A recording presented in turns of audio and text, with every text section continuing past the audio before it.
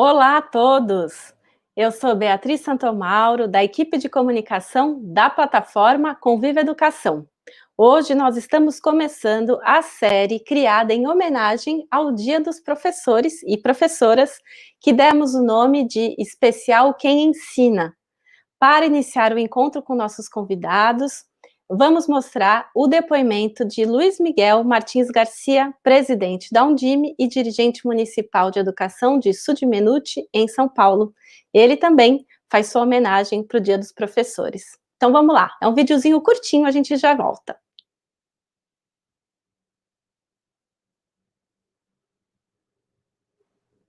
Olá, sejam bem-vindos à série Quem Ensina.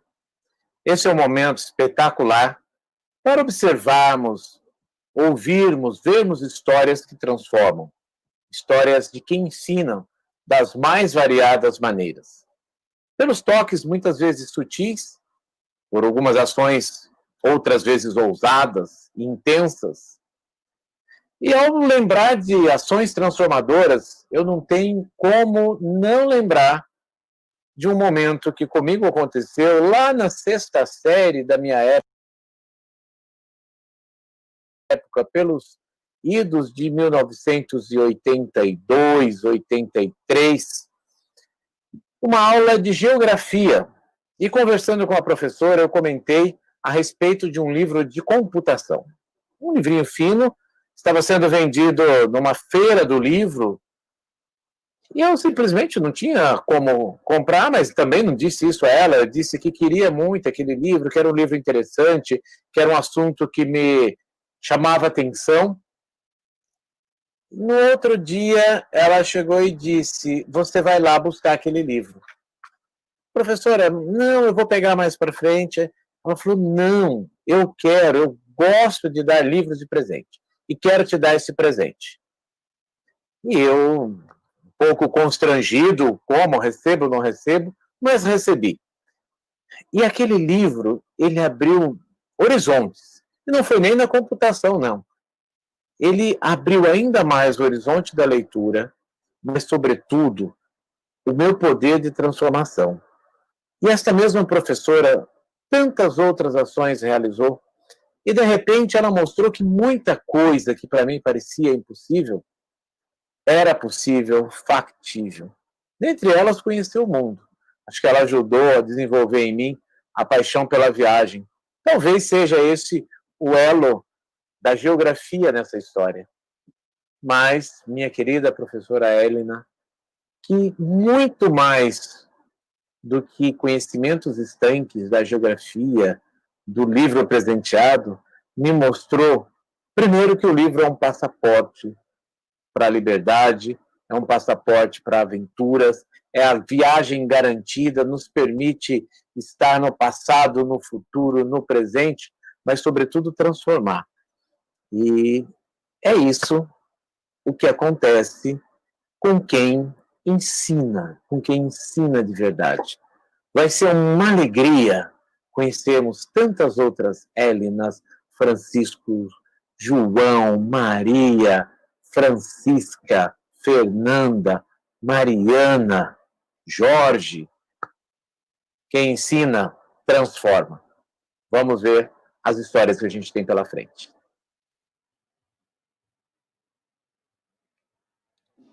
Legal, joia. Bom, na série especial Quem Ensina, que estamos estreando hoje, faremos mais 3 vídeos, um por semana, até o dia 15 de outubro, que é o Dia dos Professores. Cada semana teremos um tema, conforme você vê aqui na tela. Então, hoje, os nossos convidados vão contar suas experiências relacionadas à diversidade. E daí, os próximos vídeos estão aqui, vai ter no dia 1º de outubro, o tema é Formação Continuada. No dia 8 de outubro, receberemos professores que vão mostrar um trabalho inovador, incluindo ou não as tecnologias. E no dia 15 de outubro, será a vez dos desafios da educação infantil. Os vídeos serão transmitidos sempre às 15 horas, horário de Brasília, no YouTube do Conviva Educação ou na plataforma em www.convivaeducação.org.br/videoconferência. Você que está nos assistindo agora, por favor, utilize o chat do YouTube do Conviva para enviar seus comentários e dizer em qual município você está. Agora a gente vai mostrar os nossos 3 convidados que estão aqui ao vivo. A gente vai ter ainda um 4º depoimento que foi gravado exclusivamente para mostrarmos aqui para vocês. Cada professor que vai aparecer aqui na tela vai apresentar suas ideias durante cerca de 10 minutos e depois nós vamos ouvir as reflexões finais de cada um. Então, vamos lá. Vamos lá, Vinícius, por favor, coloca os nossos professores. Então, estamos aqui. Primeiro, eu queria apresentar o Elias Azevedo. O Elias é professor de Geografia e finalista do Prêmio Educador Nota 10 de 2020, com o projeto A Importância da Cartografia Tátil na Educação Inclusiva. Ele vai nos contar sobre as peculiaridades da inclusão dos estudantes com deficiência em sua escola, no município de Panorama, interior de São Paulo. Olá, Elias. Olá, boa tarde, obrigado pelo convite. Boa tarde. Agora, por favor, dê um alô para a gente, Hamilton Gonçalves Barbosa, professor de Educação Física em Contagem, Minas Gerais, e finalista do Prêmio Educador Nota 10 de 2020. Ele vai nos falar sobre o projeto Enfrentando o Machismo e o Preconceito na Participação do Futebol. Olá, Milton. Olá, saudações a todas e todos, boa tarde, sejam muito bem-vindos. Maravilha. Já o Geise Ferreira é educador de arte e leciona em Itambé, em Pernambuco. Com o projeto Eu Sou uma Obra de Arte, Etnias do Mundo, ele procurou valorizar a diversidade racial da escola e recebeu o 8º Prêmio Professores do Brasil de 2014. Em 2017, ele venceu esse prêmio novamente com o projeto Vamos Encurtar Essa História e foi finalista do Prêmio Global Teacher Prize de 2019. Olá, Geise. Olá você, olá a todos. É um prazer, né, poder compartilhar um pouco. Estamos muito ansiosos para falar para os educadores de todo o país. Muito bom. Durante essa transmissão, nós vamos também assistir ao depoimento do Francisco Celso Leitão Freitas, professor de História e finalista do Prêmio Global Teacher Prize de 2020. Ele vai nos contar como faz do rap uma ferramenta pedagógica com meninas e meninos entre 12 e 21 anos que estão em privação de liberdade e cumprem medidas socioeducativas em Santa Maria, uma cidade satélite no Distrito Federal. Francisco também participou do projeto vencedor do Prêmio Itaú Unicef em 2017 e 2018 na categoria Parceria em Ação. Então, agora, vou pedir para os nossos convidados darem uma licencinha, que a gente vai começar a conversa com o Elias Azevedo. Como eu disse, o Elias é professor de Geografia e finalista do Prêmio Educador Nota 10 de 2020, com o projeto A Importância da Cartografia Tátil na Educação Inclusiva. Então, Elias, a palavra está com você. Ok. Mais uma vez, eu agradeço pelo convite para falar um pouquinho sobre algum dos projetos que nós desenvolvemos aqui no município de Panorama, especificamente na escola E. João Braz. Então, esse projeto deu início em agosto de 2019, com uma proposta de recuperação que veio da Secretaria Estadual de Recuperação para os alunos da primeira série do ensino médio. Então, analisando o material que veio, nós tivemos a ideia, porque no ano de 2019 também nós recebemos uma aluna com deficiência visual. Então, com o projeto, nós tivemos 2 ações, o trabalho de recuperação e a produção de mapas táteis para essa aluna usar no decorrer da sua vida escolar aqui na educação básica. Então, nós tivemos essa ideia, lançamos a ideia para os alunos e eles começaram a produzir esses mapas. Rapidamente, está aí demonstrado no slide os primeiros mapas que foram produzidos pelos alunos. Vocês observam aí o primeiro mapa, Caminhos de Heloísa, porque no 6º ano a gente trabalha muito essa cartografia, questão de pontos de referência, etc. Os alunos fizeram uma entrevista com a aluna e nessa entrevista eles escolheram as informações, quais eram os lugares que ela costumava frequentar. Então, dentro dessas informações, eles fizeram esse mapa com, por exemplo, ela costuma ir à igreja, à feira livre, então, este mapa foi produzido dentro dessa perspectiva, os pontos de referência, os lugares que ela costuma frequentar. O segundo mapa é o mapa da casa dela até a escola, com alguns pontos de referência também, para ela ter a noção de espaço, e também do caminho que ela percorre diariamente, né, para ir para a escola. Na sequência, nós temos um mapa da própria escola, né, das dependências da escola, onde tem as salas de aulas, sala de diretoria, etc. Na sequência, um outro mapa, dando ênfase, né, para o mapa do Brasil, com destaque para o estado de São Paulo. Tá? Pode passar, Vinícius, o próximo slide.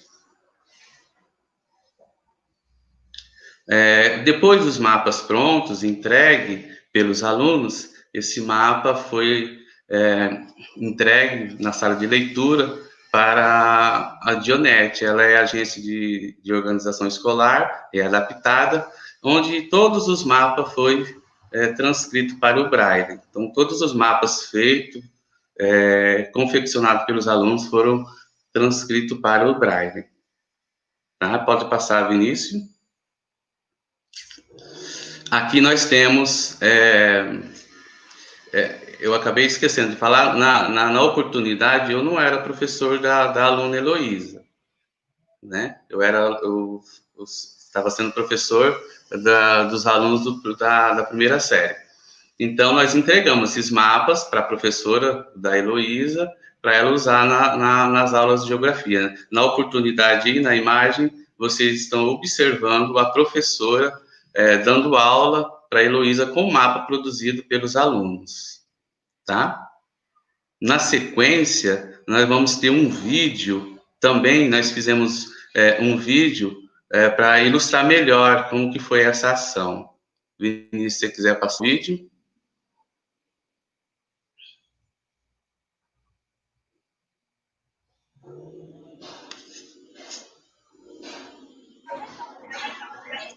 Essa daí, deixa eu ver aqui, vamos ver aqui na legenda, ó. Essa daqui.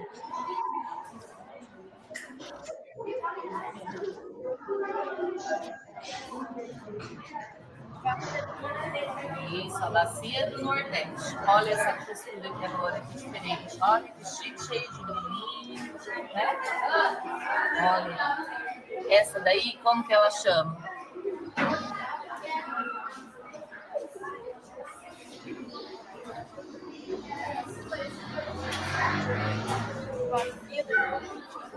Isso, a bacia do Tocantins. Vamos para outra agora.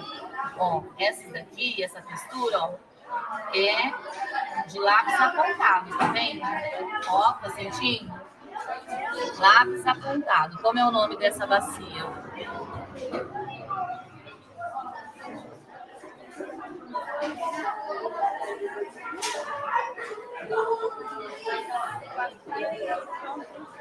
Isso, do São Francisco. Mas...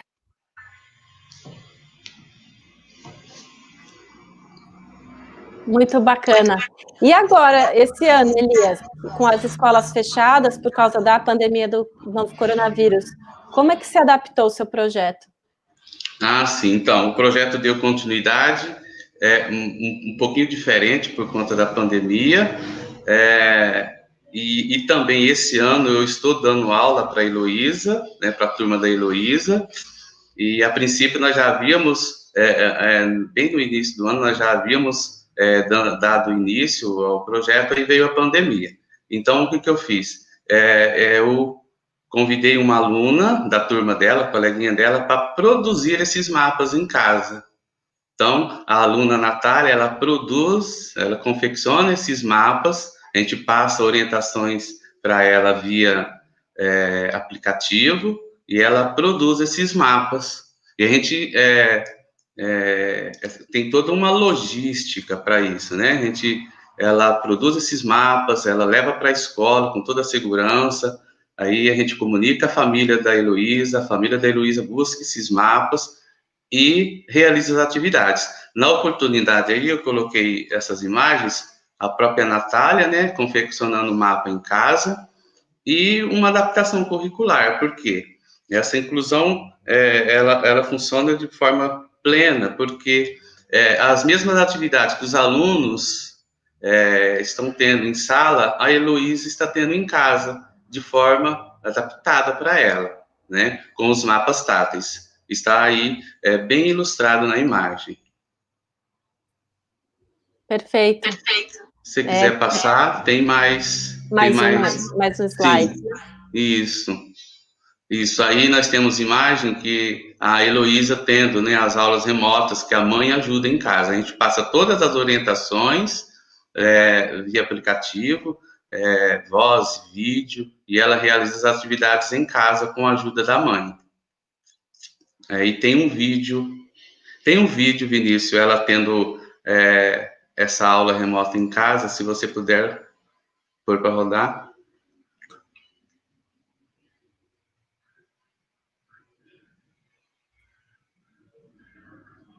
Heloísa, qual que é a região que você mora? Sudeste. Onde fica o Sudeste? Isso, muito bem. Sim. Muito bom.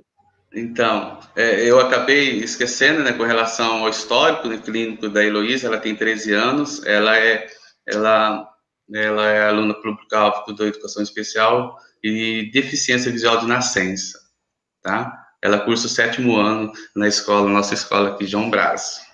Muito isso. bom, muito legal. Então, nosso agradecimento também para a Heloísa e para a família dela, e para a Natália, e para a sua equipe toda, né?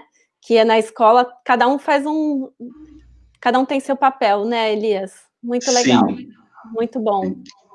Muito obrigada. De nada. Então, agora, o Elias volta daqui a pouquinho para falar com a gente também, mas agora a gente vai conversar com o Hamilton Gonçalves Barbosa, professor de Educação Física em Contagem, Minas Gerais, e finalista do Prêmio Educador Nota 10 de 2020.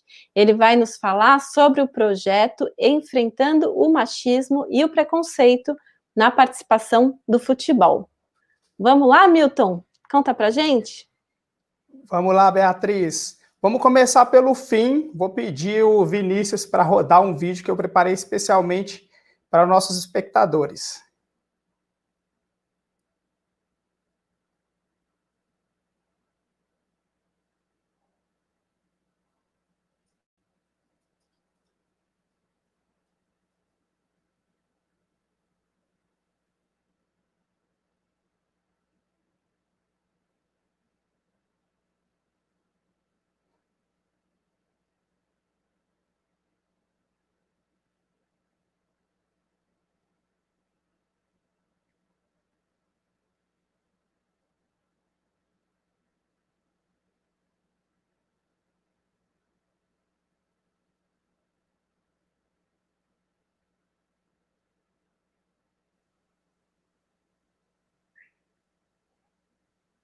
A gente teve algum problema no nosso vídeo, né, Hamilton? Tá beleza, Vinícius, tá tranquilo. Acho que o pessoal conseguiu ver esse painel que foi feito. Esse painel foi uma das estratégias avaliativas que foram utilizadas, então ele ficou como a culminância do projeto. E o projeto se deu da seguinte forma: foi passado um roteiro para todos os estudantes do 4º ano, na oportunidade 4 turmas foram contempladas, e esses estudantes deviam entrevistar os seus familiares, pessoas do seu convívio, para identificar brincadeiras e jogos, ou seja, variações do futebol que foram jogadas, né, praticadas por esses pais, avós, mães, irmãos, primos, enfim, pessoas da família deles e dos seus convívios. E na volta dessas entrevistas, esse roteiro de entrevistas, os estudantes foram organizados em grupos para poder apresentar essa entrevista e também esses grupos deveriam se organizar para apresentar a parte prática relacionada ao futebol. Nesse vídeo, vocês puderam ver frases que comumente são utilizadas com a prática das meninas aí no futebol. Aqui em Minas Gerais, a gente conhece como Maria Homem, mas eu já ouvi relatos que Maria João também é conhecida no Brasil para aquela menina que joga futebol, que joga bem. E a partir do relato de uma mãe, durante a entrevista que o estudante fez com a própria mãe, ela disse que gostava de jogar futebol, porém, ela era taxada de Maria Homem pelos seus colegas mesmo, até pela comunidade ali da rua que via ela como única menina frequentadora daquele espaço de convívio e de brincadeiras. Quando o estudante trouxe esse relato, eu reorganizei o planejamento, porque não estava dentro do meu planejamento, na verdade, trabalhar com relação ao enfrentamento ao machismo dentro do futebol, dentro da prática do futebol. E foi muito revelador, porque a partir desta frase, outros estudantes foram relatando também através das suas entrevistas que as mulheres, no tempo que elas faziam essa prática, principalmente na rua, se deparavam com essas frases que, no fim das contas, desincentiva a participação feminina e faz com que as meninas tenham que enfrentar várias barreiras para poder, de fato, executar e ficar em pé de igualdade com os meninos, tanto na comunidade quanto na escola, enfim. A partir daí, nós reorganizamos e eu fui pesquisar, obviamente, sobre essas questões machistas dentro do futebol para levar um material para os estudantes e para que nós pudéssemos produzir juntos, construir e produzir juntos práticas e ações que pudessem enfrentar e fazer com que as meninas se sentissem mais acolhidas durante a prática. E isso foi muito interessante, encorajou as meninas na prática do futebol. Nós começamos com as variações e os grupos foram muito bem organizados. Eu parabenizei muitos estudantes pela prática. E vocês viram aí um pedacinho do vídeo que tinham vários emojis em frases. Então, qual foi a premissa para a construção dessa avaliação? É que nós pudéssemos identificar essas frases que faziam com que as meninas se sentissem desencorajadas na prática do futebol, e a partir dessas frases é que nós fomos desconstruindo. Então, a primeira parte do painel tem frases que são repetidas, né, e que desincentivam as meninas no futebol, e na segunda metade do painel, os meninos tiveram que reconstruir frases para incentivar as meninas na prática do futebol. E aí alguns estudantes conseguiram romper essa ideia de ser apenas para o futebol e conseguiram pensar na prática das meninas em todos os esportes. E isso foi muito importante, foi muito bacana mesmo e superou as expectativas do que era o projeto. Esses emojis que foram colados nesse painel, os estudantes receberam eles vazados. Então, os estudantes coloriram. Então, foram métodos ativos, né, para os estudantes participarem desse processo de desconstrução dessas palavras que desincentivam as meninas. E também, enquanto culminância, além do painel, teve a assinatura de um termo de compromisso para ajudar, para facilitar a prática das meninas em esportes e para a vida. Por que isso foi pensado? Porque alcançar a igualdade de gênero e empoderar todas as mulheres e meninas é um dos 17 objetivos do desenvolvimento sustentável, de acordo com a Cúpula das Nações Unidas. Então, esses objetivos eles fazem parte de uma agenda muito importante, que é um plano de ação para as pessoas. E durante essas pesquisas para desenvolver mesmo essas práticas com os estudantes, eu observei e tive acesso a um documento que ele diz muito, e assim, ele é estarrecedor em alguns casos, e ele diz muito sobre essa questão de como as meninas e, consequentemente, as mulheres ficam de fora da participação social. e de como é importante a prática de atividades e exercícios físicos para empoderar as meninas, consequentemente empoderar as mulheres. Então, se nós educamos meninas para que elas ocupem de fato o seu espaço e tenham as suas vozes ouvidas, com certeza nós estamos contribuindo para que as mulheres também possam, de fato, exercer o seu papel de cidadão em igualdade de gênero, quando a gente compara principalmente com os homens. Esse relatório é do PNUD, que é o Programa das Nações Unidas para o Desenvolvimento. É um relatório que visa o desenvolvimento humano, e ele foi feito no Brasil em 2017 pela doutora Helena Altman, da Unicamp. E ele é revelador, ele está de fácil acesso à internet, depois vocês podem pesquisar esse relatório. Ele traz os números da desigualdade entre meninos e meninas e, consequentemente, entre mulheres e homens. Esses números se traduzem a partir de números tirados de dentro da escola e vai para a sociedade, na participação política, na participação em lideranças de empresas, na participação em lideranças comunitárias, como as mulheres são prejudicadas por não participar da forma como deveriam.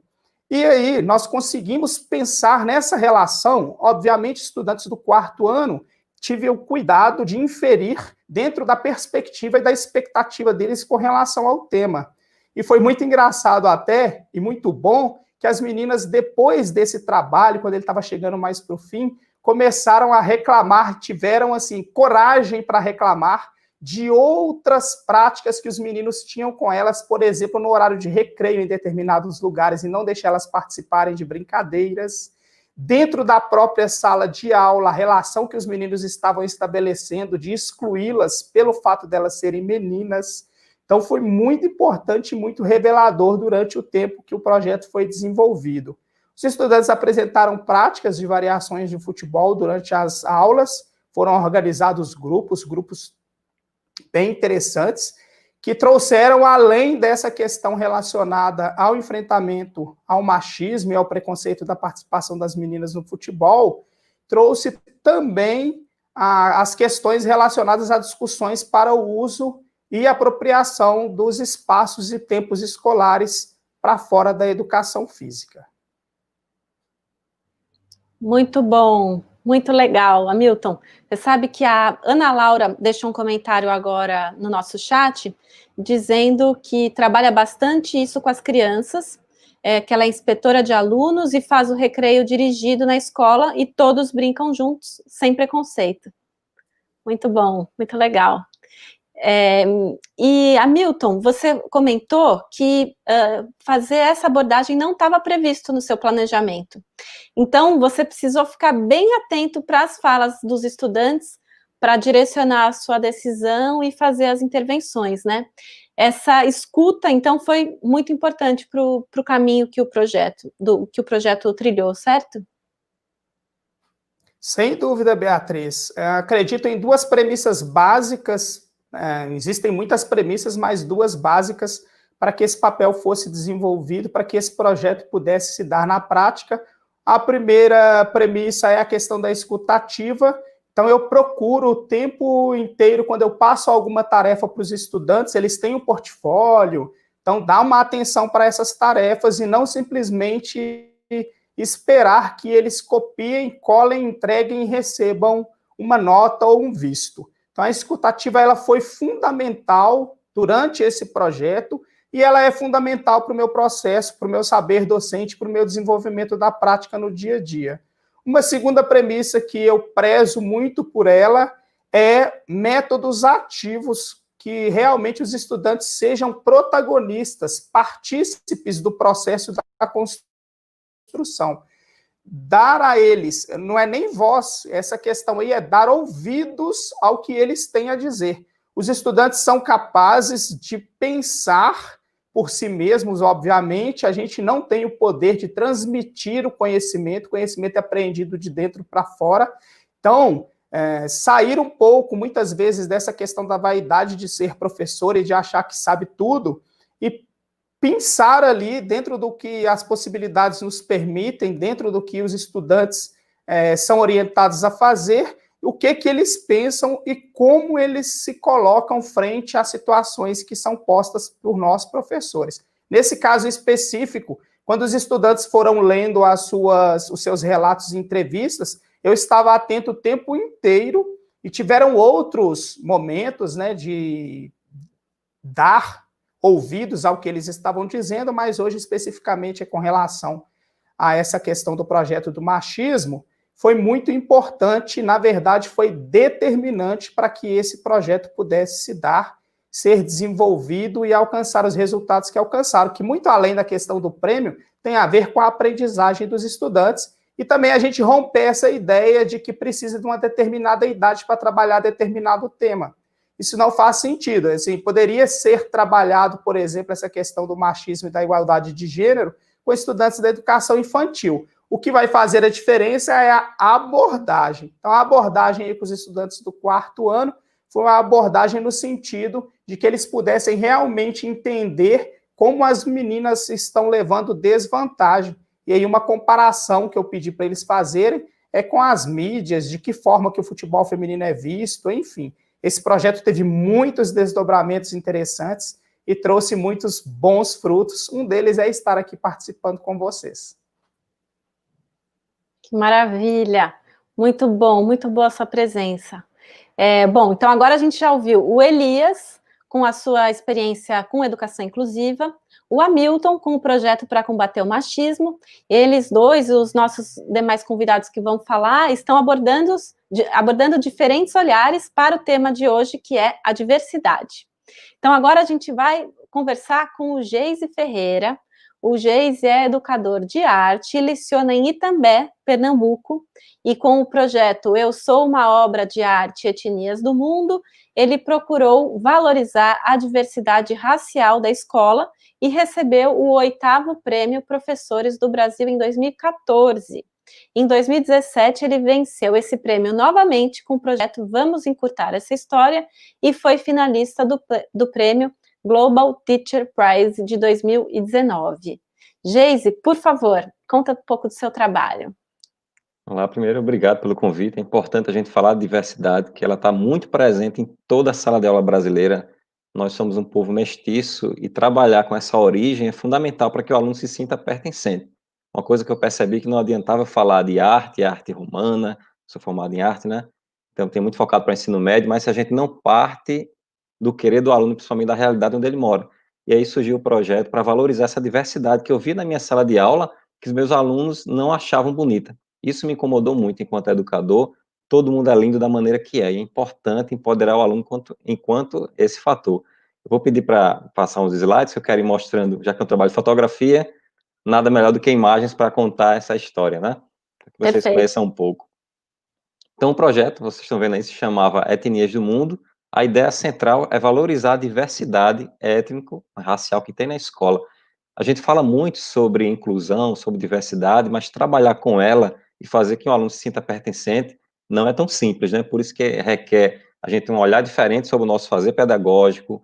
A escutativa que nosso amigo acabou de falar é fundamental, entender quais são as angústias desses alunos e a gente começar a discutir de forma aberta em sala de aula como promover a igualdade, principalmente a equidade, né? Dar chance para que os diferentes, enfim, aprendam de formas iguais. E aí, para ilustrar, vou passando para vocês umas imagens. Essa é a minha turma, pode passar. Olha lá, são bem diversos, vocês podem ver desde a altura, a cor de cabelo, tons de pele, que essa é a diversidade que eu tenho na minha escola.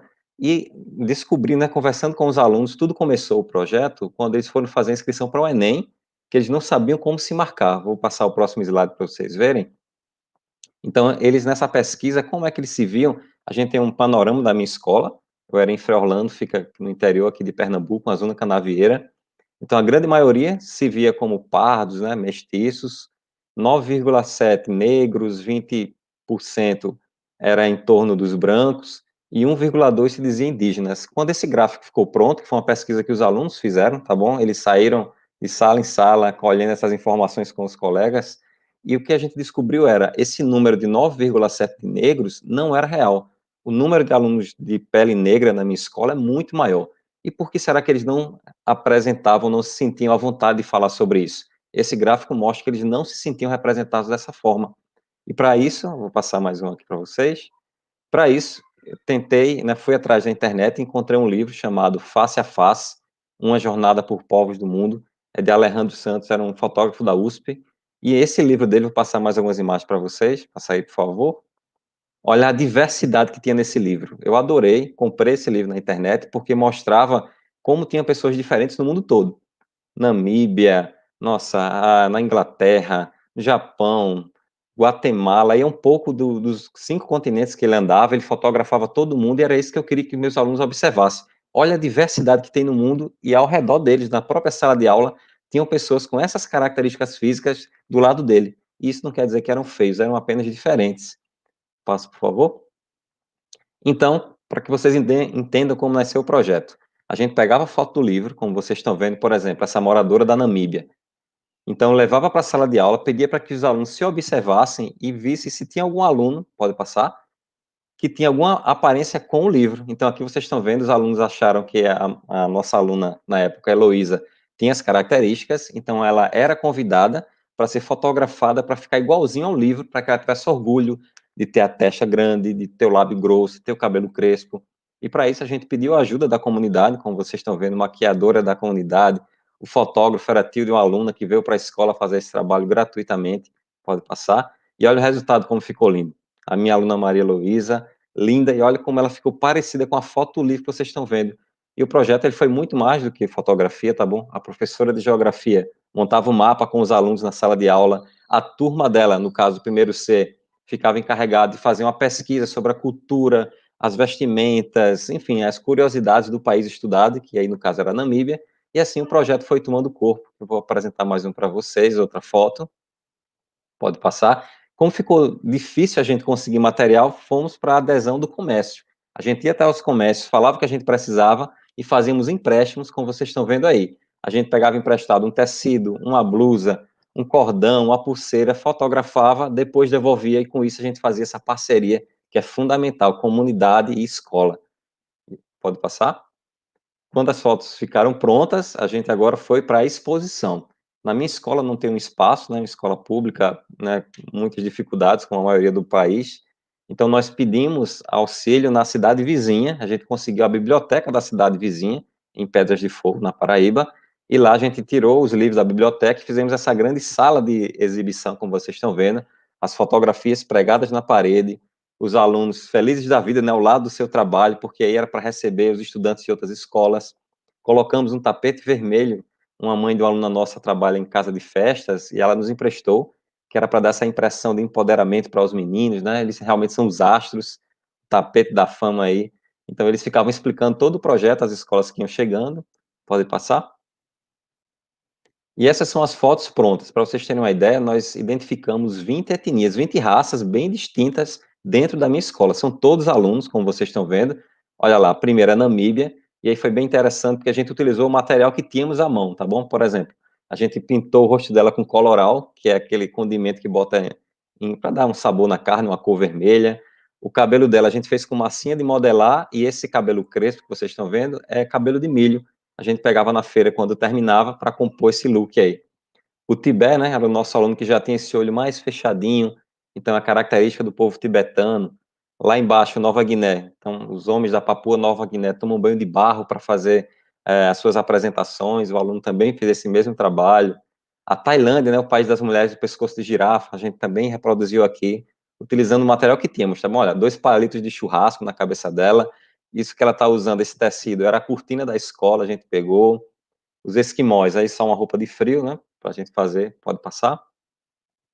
Olha outras 5 fotos. Galupe, que são os índios Galupe, os índios americanos, que usam a peninha na cabeça, a gente fez todo esse trabalho também, os meninos estudaram, a gente fotografou na escola. Essa foto do meio, que é Israel, esse meu aluno não tem barba, tá bom, gente? Só que a gente precisava fazer o Muro das Lamentações, então ele cortou o próprio cabelo e pregou com cola branca, então é só a metade do rosto dele. A gente conseguiu fazer essa barba postiça, um paletó. A Rússia, né, a terra do balé, então a aluna também representando. A Jordânia, vocês estão vendo aqui essa burca, foi bem interessante, porque na zona canaveira onde eu moro não tem burca. Então nós improvisamos com a camisa, você põe a camisa na cabeça e deixa a gola apenas aparecendo os teus olhos, né, para fazer essa burca. A Índia ficou linda, tudo emprestado do comércio, como eu disse, os tecidos, as pulseiras e colares, tudo foi emprestado. Passa, por favor. Vocês vão ver mais 5 dessas fotos. A única que não é aluna é a professora, a Escócia. Ela é ruiva, então na pesquisa dos alunos, a Escócia tem o maior número de ruivos. Então foi interessante essa pesquisa, a professora fez questão de tirar a foto aí como se fosse uma rainha da Inglaterra, da Escócia, aliás. Alemanha, Itália, enfim, nós começávamos a observar na nossa região locais que parecessem. Por exemplo, na Alemanha, aqui no Recife, que é a capital da minha cidade, né, de Pernambuco, tem uma casa que era uma casa de shows, então parecia uma casa alemã. Nós íamos até lá, o aluno conhecia um pouco da cidade, e lembrar que, gente, a gente aprende fora também da escola, tá bom? A mesma coisa com Havaí, fomos à praia, pode passar. Então nós aproveitávamos locais ao redor da nossa cidade para fazer esse trabalho. Por exemplo, a China, vocês estão vendo lá atrás esse telhado dourado com essas pilares vermelhas, não é uma casa chinesa, é um restaurante, mas parecia muito, então já servia como elemento para a gente fazer a foto. A mesma forma, o Brasil, né, nossa origem é de índios, então fomos até um sítio arqueológico próximo à minha cidade para conhecer. A gente tanto dava aula nesse local, como aproveitava para o projeto. E assim, pode passar, a gente conseguiu várias etnias, 20. E essa reportagem, né, assim, foi muito importante, gente, porque mostrou que dá para transformar a vida através da valorização. Essa é uma reportagem que saiu na revista, e assim, a alegria de ver os meus alunos sendo representados, pode passar, em várias mídias, como por exemplo o jornal aqui de Pernambuco colocou Itambé dá lição ao Brasil inteiro. E isso deixa-me feliz porque não é o professor Geis, né? Quando você faz um trabalho que repercute na cidade, todo mundo sai ganhando.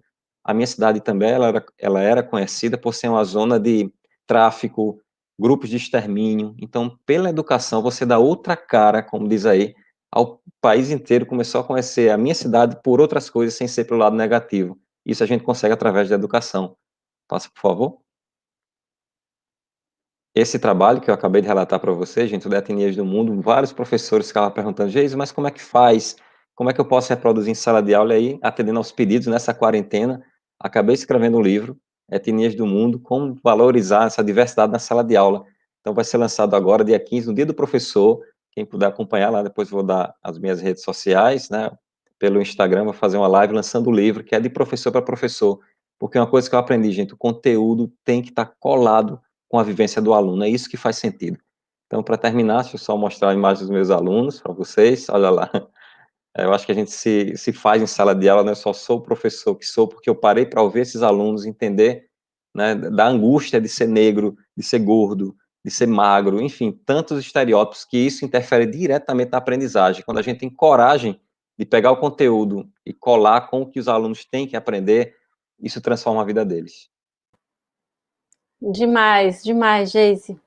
E esse trabalho, ele foi reconhecido, então, em 2014, no Prêmio Educadores do Brasil. Agora, isso já tem 6 anos. E na escola, esse cenário de preconceito, de valorização de cada um, parece ter melhorado? O que você nota de mudanças? Sim. Primeiro, a gente percebe pela procura pela escola. A gente, para ter uma ideia, Beatriz, desde esse ano, há 6 anos, não existem mais escolas particulares do ensino médio. Elas fecharam porque os alunos vieram para a nossa escola. Então, mostra que isso está no caminho certo. Outra coisa são os diários de classe, a diminuição da evasão escolar, porque quando eu respeito o aluno da maneira que ele é, com colar de umbanda, enfim, da maneira que ele gosta de se vestir, se maquiar, ele sente que a escola acolhe, então ele não falta, ele quer estar presente na escola que dá vazão, e sem falar que o projeto estimula também a participação da família, que eu acho que isso que fez o diferencial. O pai me ajudava a maquiar, um fotografava, a mãe ia escovar um cabelo na escola, então você começa a atrair os pais para a escola por um motivo bom, e não para dizer que o filho não passa, que não presta, porque quando você chama a família só para reclamar desse aluno, ela não vai, porque ela sabe que vai ouvir só coisas ruins. Então está na hora da gente devolver à comunidade essa credibilidade, né? Se ele teve a coragem e principalmente assim nos deu o filho dele para a gente educar, a gente também tem que trazer ele e pensar junto, olha, educar não é só o papel do professor não, viu? É seu também. Então como é que você pode ajudar? Porque os pais nessa pandemia estão loucos. Ah, eu não sou professor, como é que eu vou ensinar? Mas pais podem ensinar muitas outras coisas além do conteúdo programático, né, didático. Muito bom. A Jaqueline Desidério deixou também um recado aqui para a gente no chat, te parabenizando e dizendo como é legal isso da colaboração das famílias junto do projeto, né? A Silvana Araújo comentou que imagina o quanto você ajudou a elevar a autoestima dos jovens. Bom, a gente está com muitos comentários aqui. Eu queria agradecer a presença de alguns dos municípios. Eles vão representar esse grupo de municípios que está aqui, porque eu não vou conseguir falar de todos, mas eu acho que é importante a gente falar, porque assim como esses professores que estão aqui falando sobre diversidade, essa diversidade e representatividade de estados brasileiros que estão aqui conosco é muito rica, é muito legal, agradeço muito a presença. Então, estão aqui conosco Timon, no Maranhão, Itapema, Santa Catarina, Montes Claros, Minas Gerais, Atalanta, Santa Catarina, Itapecerica, Minas Gerais, Florianópolis, Santa Catarina, Tapira, Minas Gerais, Abreu e Lima, Pernambuco, Nova Canaã, Bahia, Juazeiro, Bahia, Angra dos Reis, Rio de Janeiro, Rinópolis, São Paulo, Rodolfo Fernandes, Rio Grande do Norte, Epitaciolândia, no Acre, sempre aqui conosco, muito obrigada. Nioaque, Mato Grosso do Sul, Santana do Ipanema, Alagoas, Montevidéu, Goiás, Aragarças, Goiás, então, Piraquara, Paraná. Então, em nome de toda a equipe aqui do Conviva e dos nossos professores aqui participantes, muito obrigada pela presença. Agora, a gente vai assistir ao vídeo do Francisco Celso Leitão Freitas, professor de História e finalista do Prêmio Global Teacher Prize de 2020. Ele não pôde estar conosco aqui ao vivo, como os demais professores, mas ele fez questão de gravar esse vídeo aqui conosco para contar como que ele faz do rap uma ferramenta pedagógica com meninas e meninos entre 12 e 21 anos que estão em privação de liberdade e cumprem medidas socioeducativas em Brasília, na região, em Santa Maria, no Distrito Federal. O Francisco também participou do projeto vencedor do Prêmio Itaú Unicef em 2017 e 2018, na categoria Parceria em Ação. Então, vamos assistir, daqui a pouquinho a gente volta com os 3 professores para fazer uma reflexão final aqui. Até já. Então, boa tarde a todas e todos. Eu me chamo Francisco Celso, sou professor de História no Núcleo de Ensino da Unidade de Internação de Santa Maria DF, onde eu atendo adolescentes entre 12 e 21 anos de idade, que estão cumprindo medida socioeducativa de privação de liberdade.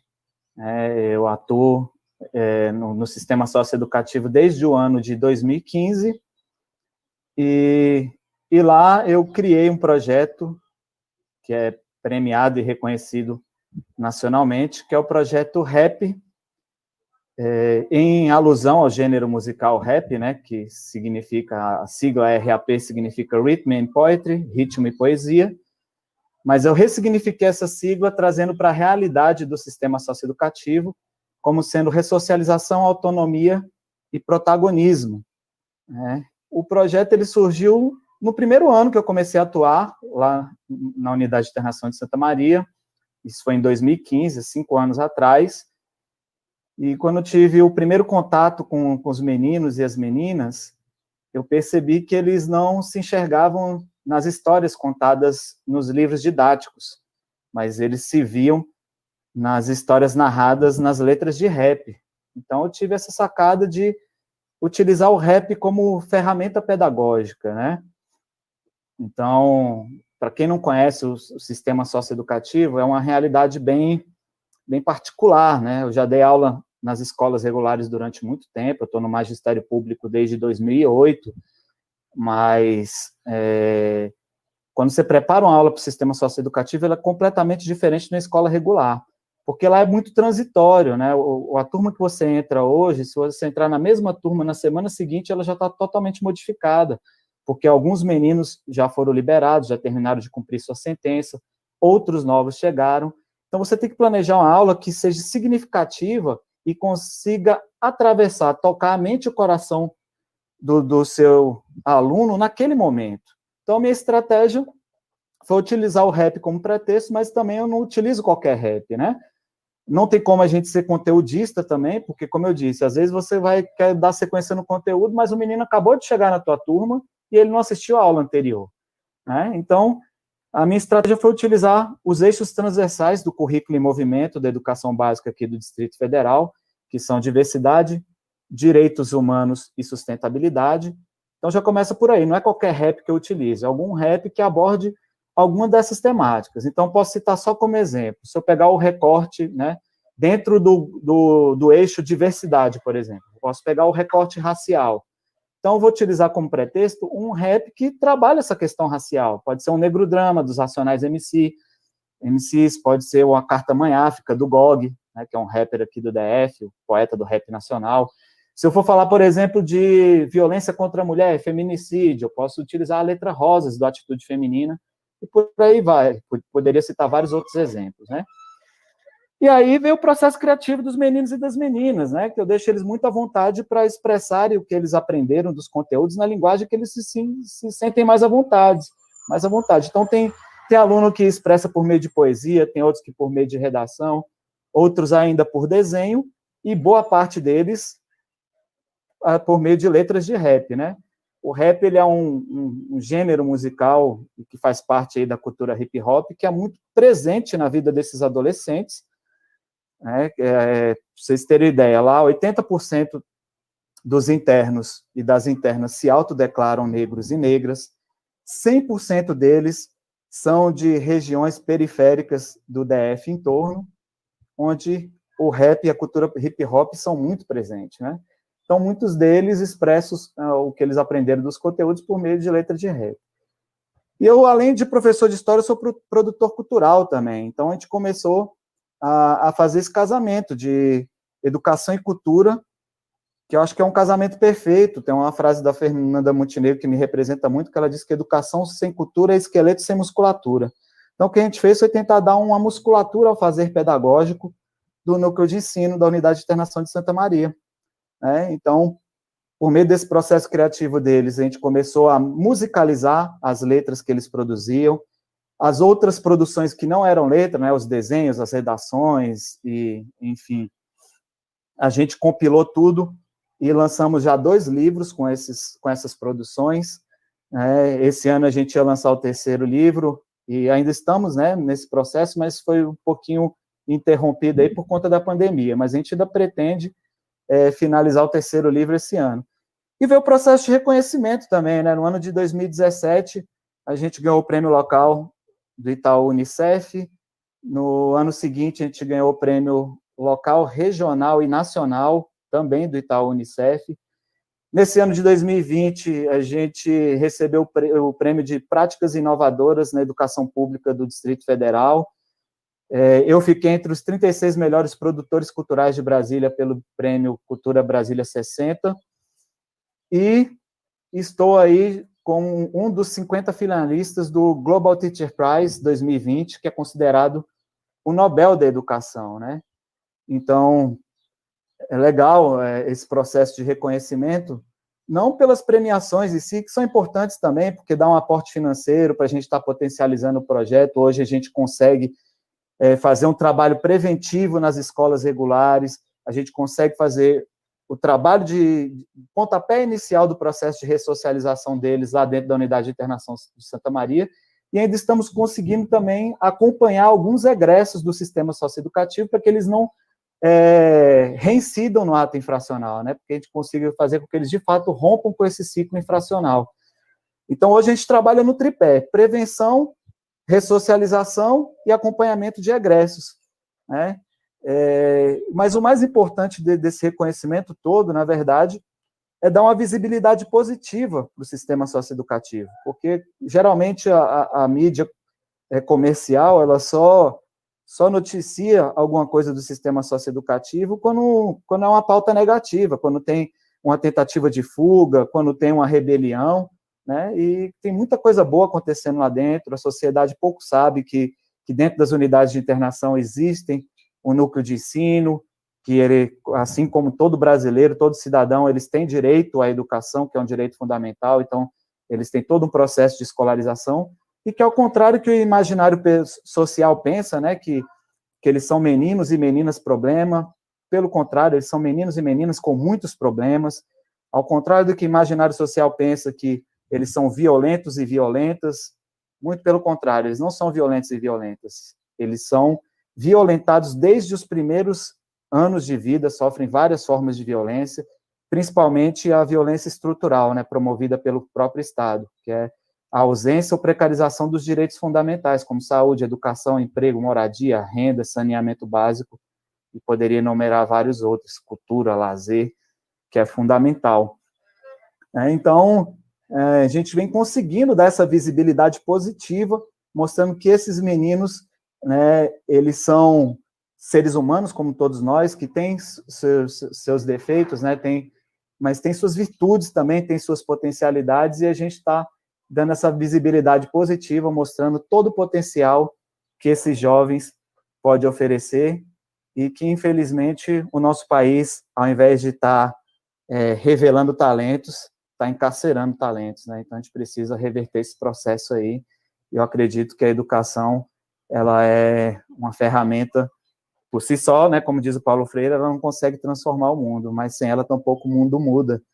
Então, a gente acredita sim que a educação, e a gente percebe isso nos socioeducandos também, que a educação para eles ainda é a luzinha no fim do túnel. Então, a gente tem que potencializar, né, botar mais watts nessa luz aí, ao invés de apagar essa luzinha que eles ainda têm lá no fim do túnel, certo?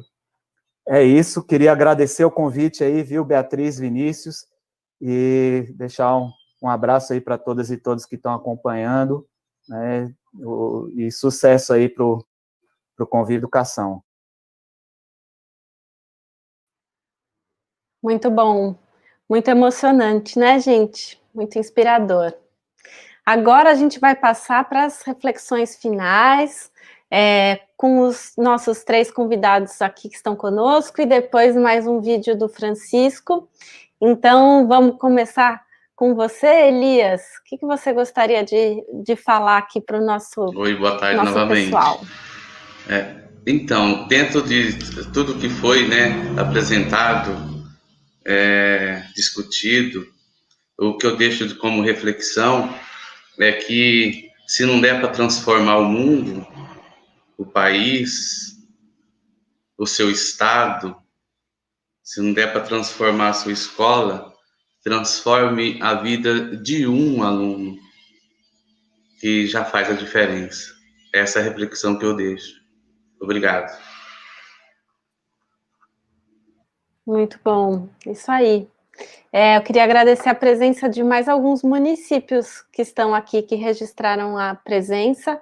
Iturama, em Minas Gerais, Pendências, Rio Grande do Norte, Aragarças, Goiás, Canavieiras, Bahia, Brusque, Santa Catarina, Presidente Prudente, São Paulo, Passo Fundo, Minas Gerais.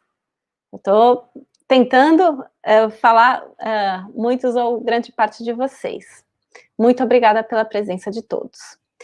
Agora quem vai falar com a gente vai ser o professor Hamilton, e enquanto ele entra aqui, eu queria também comentar que esse vídeo, para quem não assistiu desde o começo, esse vídeo vai ficar disponível no YouTube do Conviva, na íntegra, então que vocês podem assistir desde o início novamente ou indicar para os seus colegas. Hamilton, por favor, quais são as suas reflexões?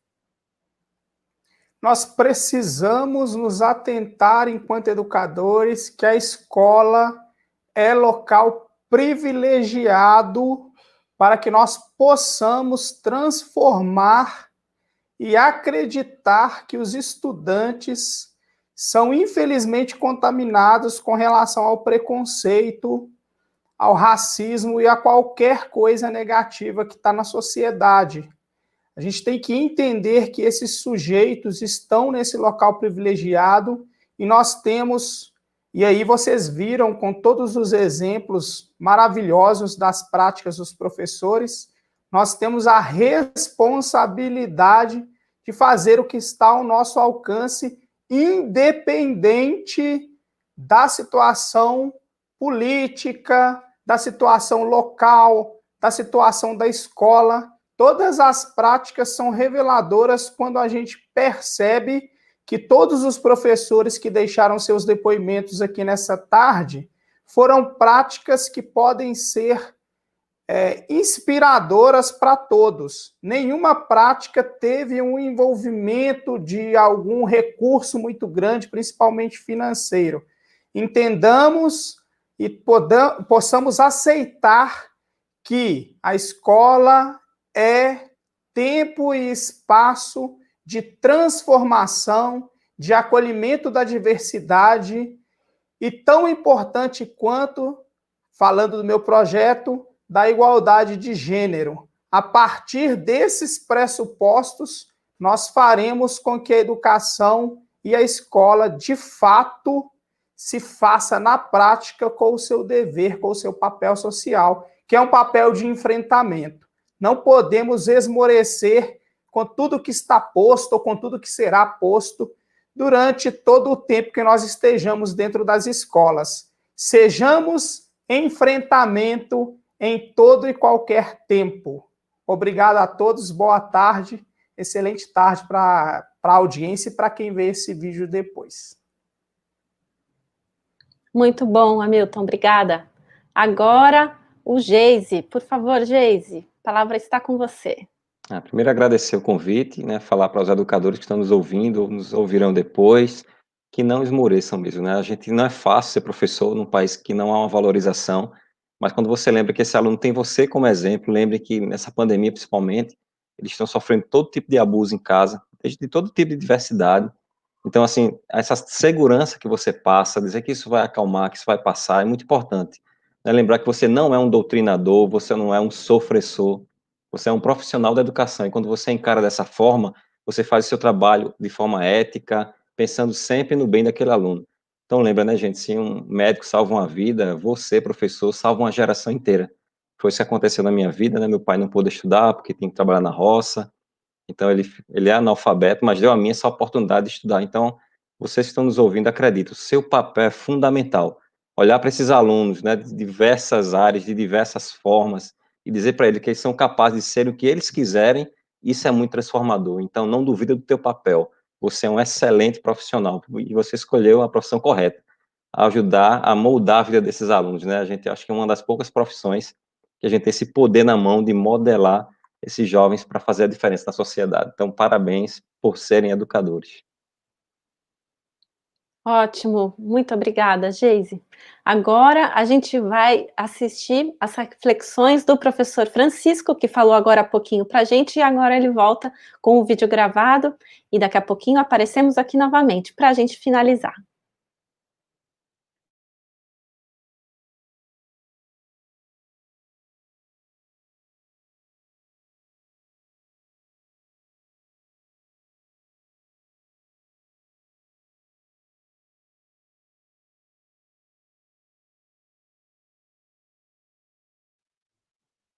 Não estamos ouvindo.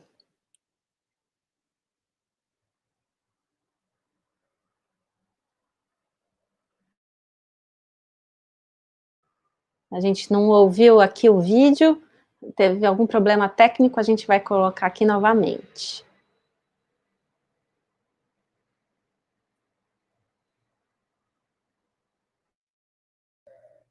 Então, gente, queria deixar o meu abraço carinhoso, mesmo que à distância aí, para todos os professores, professoras, educadores, educadoras, nessa data tão especial. Queria sugerir uma reflexão não só para nós professores e professoras, mas para toda a comunidade escolar.